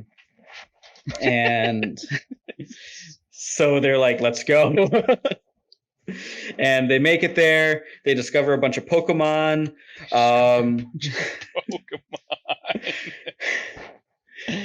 And then they get ambushed by Boxman. And they're we're not scared of you. So he comes out revealing his boxy self. He looks funny. He's got the unibrow. He's got the big fro. He's a pretty funny looking guy. And he shot at them somehow. They never really explained how that happened, did they? Well, they're walking through the forest, and then they kind of walk into his ambush where there's a bunch of arrows shooting at them. And Zoro's asleep. He's just I'm gonna take a nap. And then all these arrows start shooting at him. And then they go into this whole sequence of introducing each other. They crack a few jokes between each other. Then Zoro wakes up. but there's this one joke that's told twice, and I don't. This may be in the manga, it may not be, but in the show, this joke is told twice. All right. They go, "Are you a boxed and sheltered son?" What? And the box man goes, "Yes, I've been overly pampered since a little boy." Then he starts screaming about like, "Of course I'm whatever, like I'm physically stuck in this box." And then Zoro wakes up.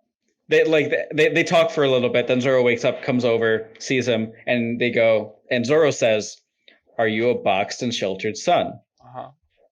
And he goes, "Yes, I've been overly pampered since a little boy." "Of course, I'm not an boxed and sheltered son. I'm physically stuck in this box." And like they do this thing twice, and I don't understand it either time. I agree. I don't understand it. A box and sheltered. Okay, hold on. Digman's got the deets. I was hoping he would, because I'm figuring this comes down to like an idiom translation. Yes, I think it's a Japanese thing. So a boxed daughter is a Japanese concept of a sheltered and locked in young woman that doesn't know much about the world. This is a play on the term calling him a boxed son. It's an idiom. It's still not a funny joke, but that is the reason behind it. That's what I figured it came down to. Yeah. So there you go, a boxed and sheltered son. Sure, it's an odd choice to do it twice. Yeah. Apparently, it's very funny in Japanese. Went over really well with the Japanese crowds. I'm happy for them. But then Luffy ultimately brings up that he's looking for the One Piece, and we get like a little hint of a timeline where Box Guy goes, "Oh, for 20 years it's been a legend." So like presumably this whole era of pirates has been at least 20 years, because that's something they've been kind of aloof about too, which I'm a personal fan of. Like when it comes to like story lore, I like to see timelines and stuff. Oh. So I've been curious on like how that develops. We finally get a little hint of that.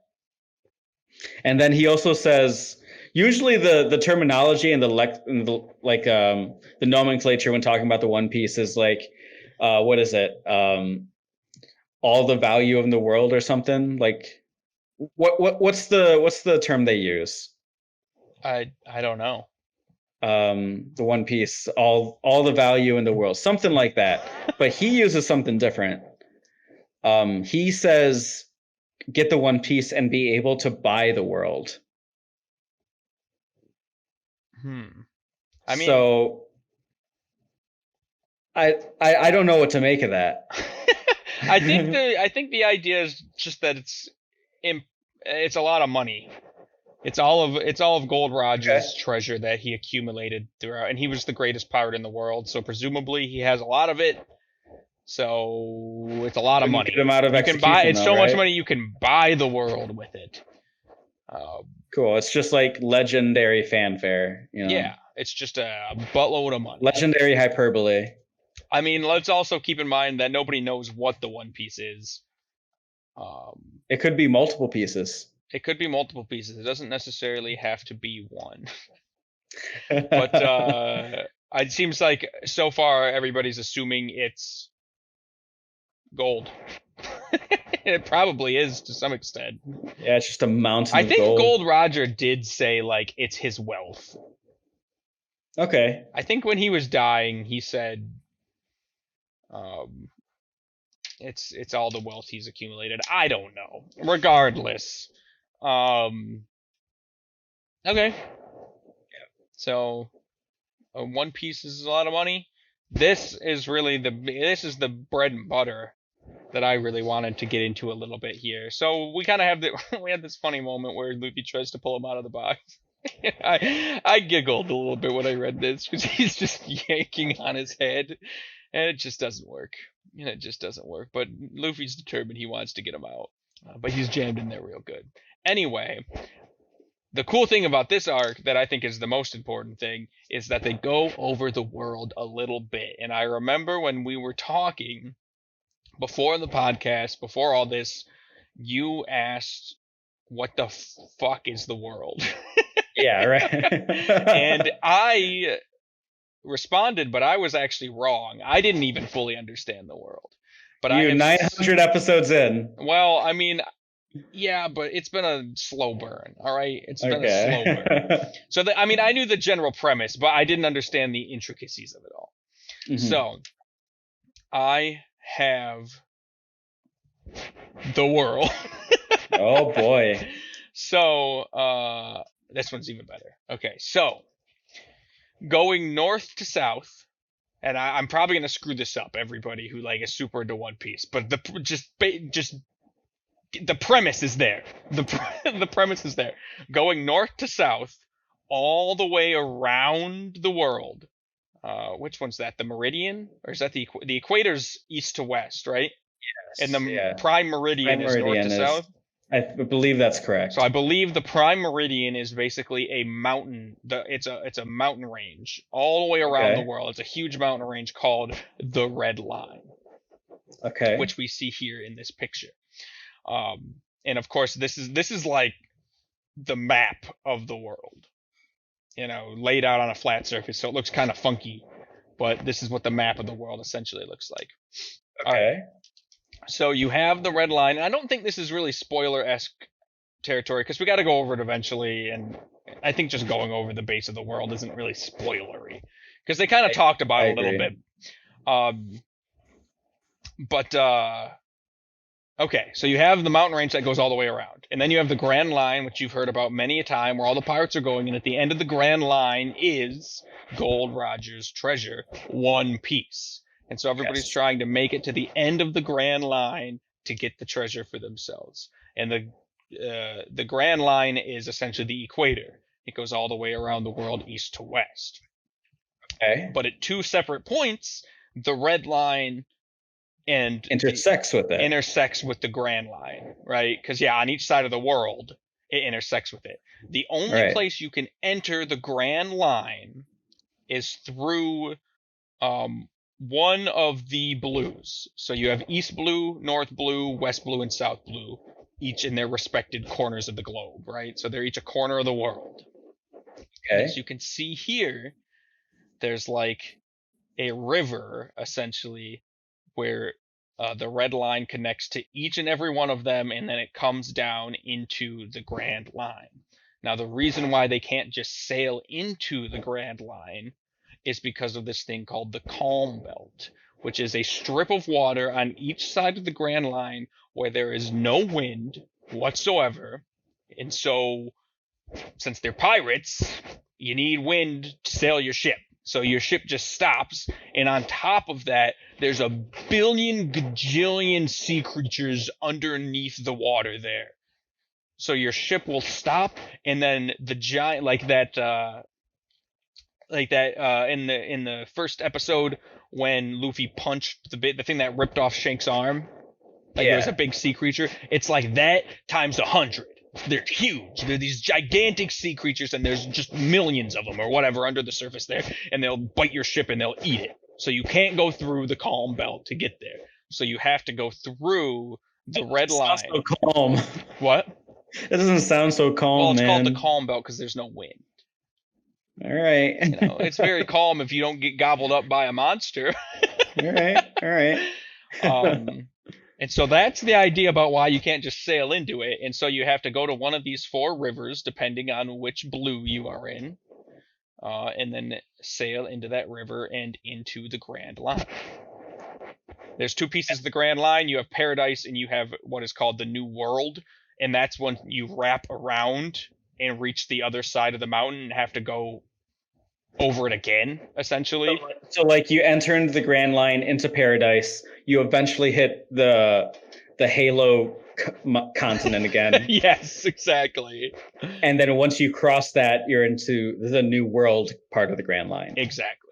Which is essentially the final part of the Grand Line. At the end of the New World is Gold Roger's treasure.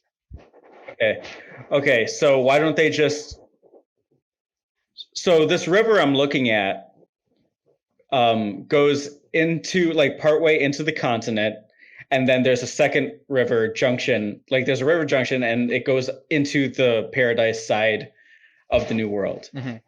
But right, if you go to the opposite direction, why don't they just like that's presumably where it is? What do you mean? There's no river What- going the opposite direction, though. But that's land. Uh-huh. Why don't they just like take that? So they could just climb over the mountain with like their hands, get to the top, and then Or- climb down. Climbing equipment, it can be that too. I mean, yeah, you could probably climb up the mountain and then climb on down here. And then get the One Piece. Well, what if there's? I mean, you won't have a ship now. Presumably, the island isn't just connected to the mountain. Oh, so it's on an island, or Yeah, the One Piece is on the final island of the Grand Line. So okay. the island's somewhere over there. You don't have a ship anymore. You can't, you clumb the mountain. What do you do now? All right. There's other reasons, but I don't want to get into it because we'll cover them soon. I wouldn't necessarily call them spoilers, but there's some layers to this that I'm not going to get into that we'll cover in a later episode. Well, I gotta say, thank you for showing me this because I've been confused about the geography of this world for quite some time, and I thought you would appreciate it. I do appreciate it. I can finally see it for the stupidity that it is. Now our heroes are in East Blue, so they're going to be coming Correct. from this river and booping right down into paradise there. Yeah, unless something takes them into Northwest or South Blue, right? Yeah, I guess well, they're one-way rivers. Okay. It's like an arrow going this, and then you have to go down. So it goes up. So how would someone from the East Blue get to North Blue? They'd have to cross the land? Yeah, presumably. I mean, maybe there's like junction points. I don't know. But yeah, it seems like they're completely separated. So all those rivers right there. Hold on a second. Yep. I gotta say, I think this world map is pretty dumb. It looks like something initially conceived by a child, and then having to just put layers of complications over layers of complications in order to make up for inconsistent ideas, I guess. All right. I am sorry. I am back. Yep. No worries. So what's up? Did you ask something? No, I'm just saying that I think this is You a think it's stupid world map. You Yeah. think it's a stupid world map? You don't think it's kind of cool that there's like? No, I was just saying, like, plus- this looks like a world initially conceived by like a child, and it most likely was. Yep. But then, through the course of storytelling, they have to they have to come up with obstacles to make up for. Oh, like why don't they just do this? Yeah. All right, let's add a layer of complications there. It was like, oh, so why don't they just do this? All right, let's make up another layer for complications there. Yeah. It looks like that's how this world was built up to be what it is. I mean, I can't deny, I mean, there's really only a couple layers. You got the calm belt and the red line. Kind of handles mostly everything. Yeah. But you got like, okay, the calm belt, no wind. All right. Yeah. Paddles. Giant sea monsters. Yeah. No, I'm not disagreeing. It does very much feel like when you were a child and you'd play superheroes, and then your one friend would be like, you'd beat him, and he'd be like, well, I could actually go invisible, and I ran away. Exactly. And you're like, well, you couldn't do that before, but all right. And then every time you beat him, he'd come up with some new superpower. Yeah. Yeah. It does feel like that. I can't deny. Nobody likes that kid. I don't like this map. Nobody likes that kid. I don't like this map. Well, you gotta, the story's gotta progress sooner or later. If everybody could just go there, then there would be no story. So yeah, that's true. So that's among the best elements of good storytelling. It has to be done. It has to be done.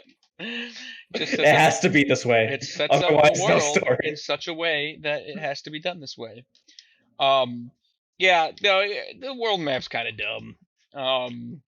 But ooh, excuse me. I don't know. It's kind of interesting. Oh yeah, look at there we go. I did have one. Oh. There's the one ways. All right. So, I didn't expect you to like it. You know me. The world map itself, I'm not gonna lie, it's kind of dumb, yeah. But it's about the adventure, and that's the important thing. Fair enough.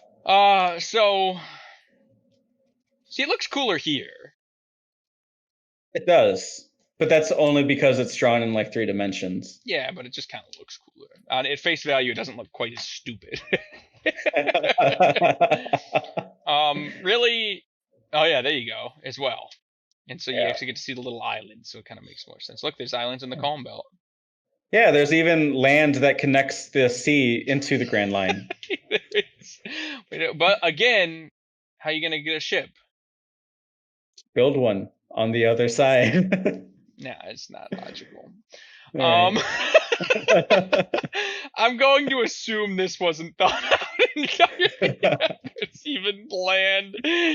I think this is more like the islands. This makes more sense to me. Okay. This is stupid. This was not thought about enough. It's exaggerated to show a point. Exactly. Yeah. So, really, I think that's pretty much all there is to talk about in this thing. Yeah. He asks Treasure Chest Man to join his crew. Did you think for a moment Treasure Chest Man was gonna do it? Not a chance. You thought there was, even when Luffy asked, "Join my crew," you thought there was no way this guy joined. I don't think I did, because like there is literally nothing this guy brings to the table. He is a liability. At Also, least Usopp. Usopp's crafty. He This came guy up with could shoot a gun. He shot a gun earlier. I guess. Look, but the gun was laying down on the ground in front of him smoking. Anybody can shoot a gun. At least Usopp can, like, he came up with the oil plan. He's got all those crafty little slingshot pellets. Mm-hmm. This guy's whole thing could be that they need to get him out of the treasure chest. That'd be an interesting. So they gotta find somebody that has the capability to get him out of the treasure chest. The conclusion where like they release him from the boards and his atrophied body just sort of withers. Yeah. Only his hands and feet. He kind of just snaps. He can wiggle his fingers, but like everything else is like a wet noodle. Anyway, so you didn't think for a second he was in. No, they didn't fool me. Right, fair enough. And then just one last parting note here. What did you think about the treasure not existing anymore? It was tragic. Yeah. My heart cried for him a little bit. Yep. So everybody, this guy has been on this island for 30 years because he knew that there was treasure on top of like a cliffside, essentially, that he couldn't get to because he had fallen into this treasure chest. And he hoped that one day maybe he could find his way up and get the treasure. So Luffy goes up there, opens the treasure, and there's nothing inside. They're all empty. So he's been guarding this island from nothing. Yep. For nothing. For nothing. Yeah. And then they have a laugh about it. Luffy asks him to join the crew, and he says, "Nah, I'm gonna stay here with these cool animals." Yep. That's the show. That's the show. It is now 7. Oh god, it's 7:10. I'm sorry, we went over. We're gonna end it here. I love you all very much. I've been Waddles Jr. I've been Wade. Who have you been? I've been Estevan. You've been Estevan. It's been fun. It's been a good time. Next week we're gonna be going into, I don't remember the exact name, but it's the cafe ship. The ship. Oh yeah. And we get to meet our good pal. You've already eaten Sanji. Guy. It's Sanji. Sanji, yeah. You've already read it. You know. You've already watched it. Yeah, I haven't read it. Verity. Yes. I do have Digman begging me, crying for me to read question number 9. Do you want me to read it this time or next time? It's pretty long. Oh, actually, I'm going to go over this in the future, Dig. I got this one on my agenda. I just read what it was. So don't worry, this will get covered in the future. But not today. All right. If you guys could, I meant to say this earlier. Oh, also the mountain is 10,000 meters high. Is that a lot? Because of course it is. Sounds like a lot. It sounds like a lot. Hold on. We can't end. It's like what? That's How big's 10 Everest? kilometers. Let's find out. How big is Everest? How big is Mount Everest meters? Everest is like about 9,000. So it's a little bigger than Everest. Okay. So I mean, it's a big climb, but you could still do it. People climb Everest. Okay. So if you guys could go to Apple Podcasts, give us a review. We'll read it here next time. The only thing that matters on Apple Podcasts is reviews, I've been told. So if if you can give us a 5-star, great. If you can give us a 1-star, I mean, I prefer you don't, but if that's what you feel like we deserve, I accept it. Head over to the Apple Podcast app, give us a review. We'll read them here live on stream. And this will be up on the YouTube's. What?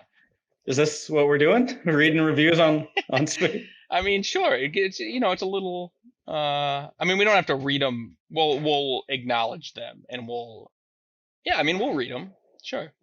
Unless they're like huge. I assume we're gonna get like one, if that. So it's not like there's hundreds of people watching us. We'll have to cut it off eventually if we become super millionaires and hundreds of reviews. But we got to give them their just rewards. They took the time to send the review. The least we can do is read the damn thing. I mean, we'll read it, of course, but like. I mean, we'll at least give you a shout out. We'll at least say thank you, Digman14, for giving us a review. Yeah. That's fine. Yeah. Head on over there, give us a review, be great about it, have a good time, and we're going to see you next week for the Barity arc. And we're going to see if we can get through it in one, but I doubt it. Probably going to take 2 for this one as well. If fucking stupid ass Syrup Village took 2. Yeah. Like 2.5 even. We're gonna work on the format. Maybe we're gonna speed it up here a little bit. We'll see. I love you guys very much. I'll talk to you tomorrow, 5 to 6 on this channel, Waddles Jr. I love you all very much. What's your last words here, Estevan? I like Usopp better than Wade likes Usopp. You like Usopp better than me? Yeah. Who saw that coming? You like Usopp better than you like me? No, I like Usopp better than you like Usopp. You said you like Usopp better than you like me. You know what? What if I did? I'd be heartbroken, truly. All the shit I've done for you and Usopp Usopp comes in and kicks them. No, Usopp sucks, and he will continue to suck, and I will. We're gonna have some good Usopp arguments in the future. I can see it now. I love y'all very much. Goodbye. Bye-bye. Whoop.